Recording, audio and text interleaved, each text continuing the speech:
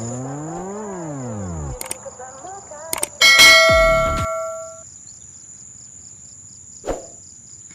kami ng makina. Mamaya po mag-aarado po kami dyan.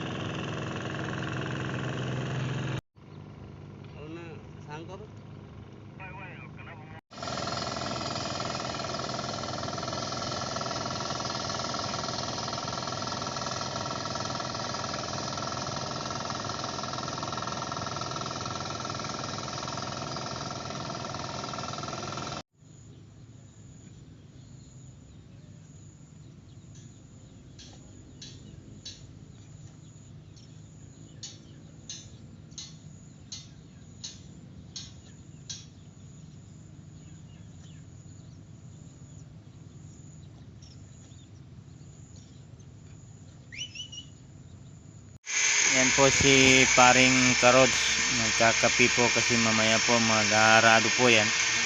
So hintay-hintay na rin natin po yan kaya mag-aarado po yan. Yan po kami kumukuha ng tubig. Kung magpapalagay kami ng tubig, kung mag-aarado po kami, ito po yung daanan niya. So papasok na po sa aming farm. So mamaya po mag-aarado po kami kasi may tubig na. Nilagyan natin ng tubig para po maganda yung pag-aarado ng aming kubuta. Mamaya po tignan niyo po yung bukid, yung tanawin dito sa probinsya. Ganito talaga yung probinsya namin. So maraming ibon. Ito lang yung makikinig namin dito, yung mga ibon. Kasi medyo may kalayuan sa poblasyon, sa yung palengke. Ito po. So yung araw naman po, kung sumisikat po yung araw dito sa amin, ito po yung itsura. Tignan nyo, merong lumilipad na mga ibon. So nakikita talaga yung pagsisikat ng araw talaga dito.